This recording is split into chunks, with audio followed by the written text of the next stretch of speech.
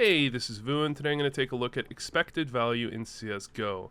And the idea of expected value, for those of you that don't know, is essentially that your analysis of how good or bad an event is should be somewhat independent of one example of that event. So for example, if you push B here, just because it works or fails one time does not mean that every single time you do that, it will have the same outcome. Now, most people can understand this intellectually. However, I often see people kind of misunderstand this when they are in a real game. For example, you might often hear the top fragger think he's way better than his team simply because this one game he got more kills.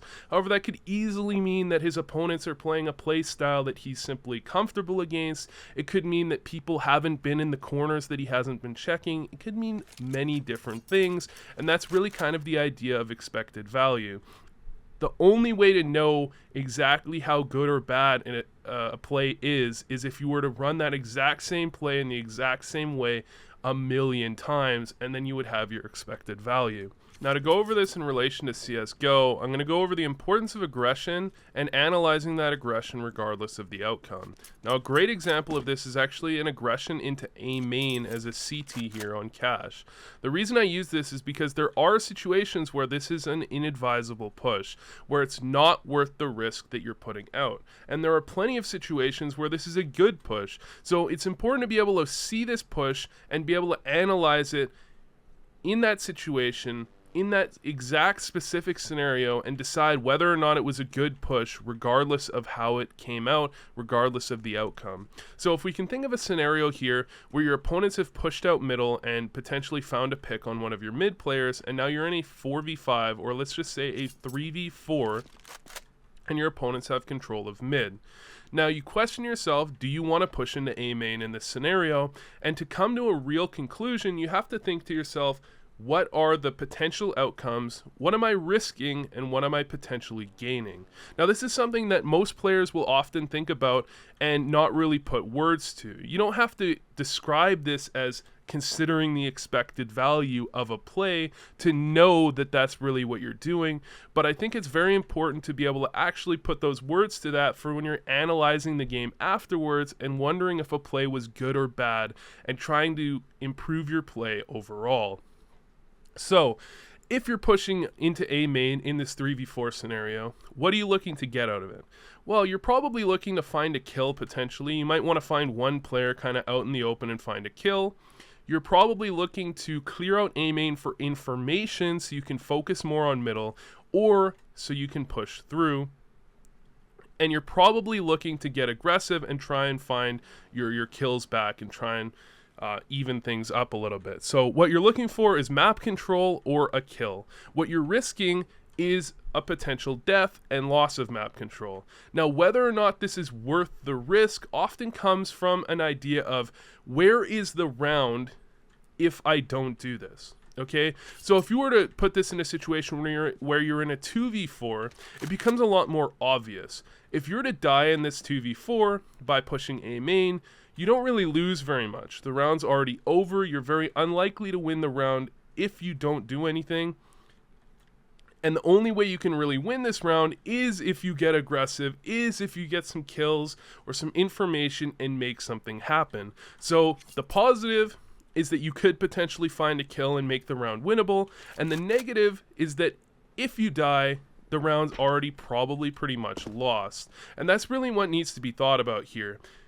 If I go and do this push, if I do this play, if it goes wrong, what am I losing? If it goes right, what am I gaining? And I often see people completely misunderstand this, and they do weird pushes and they do weird aggressions in 5v3s, trying to find kills and do, hero plays when you absolutely do not need to be doing that in a lot of these different scenarios. If you find the kill, is it a good kill? Is it going to change the outcome of the round? And if you die, is it going to change the outcome of the round? This is often things you should be asking yourself in a lot of different scenarios. Now, the problem is this gets very convoluted in a lot of different situations. For example, if you're on Terra's side here and you're talking about playing the bomb, especially at lower levels, people really misunderstand how important it is to play the bomb and what really playing the bomb means. Because I've often seen people talk about or criticize their teammates and say all you needed to do was not peek and we would have won the round. And they see that as playing the bomb. However, playing the bomb is a much more kind of complex idea than simply not peeking. For example, and I'll use a very overboard example here. If you're in a 1v5 and you plant the bomb and you just try and hide, you're probably not winning the round. That's an outcome that's probably pretty unlikely, is you hiding and somehow being able to stop them. They finally tap the bomb and you peek out and kill them. What you need to be doing is getting aggressive and trying to use the bomb to your advantage. You can kind of think of that bomb as an extra player. It's something your opponents need to be focusing on. It's something they need to be thinking about, and they're working towards it. So you can use that bomb essentially as bait to find people and catch them off guard when they're not expecting you. For example, you might be able to catch people as they're clearing angles, making their way into the site.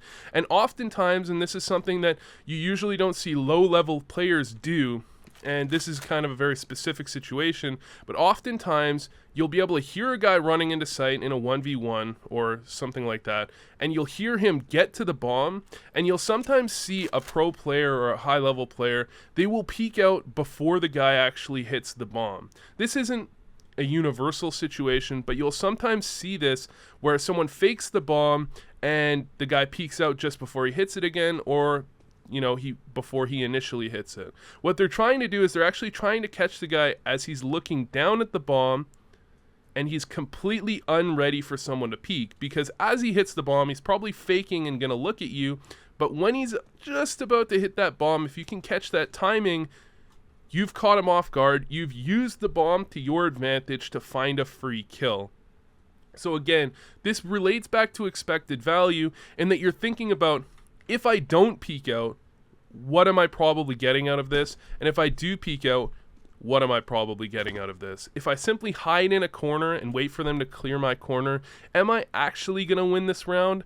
A lot of the times the answer is no. Now, there's plenty of times where it's true. People over-peek. They take long-range engagements that they don't need to be taking. They're not playing crossfires. They're not using that bomb to their advantage. However, there are many times when you need to peek. You need to make that play, because otherwise you're probably going to lose the round. And you need to be thinking about this when you're analyzing your games after you die potentially. Why did this go wrong? How could it have gone better? And what was I really expecting to get out of this? So anyways, thanks for watching, and I hope this helps.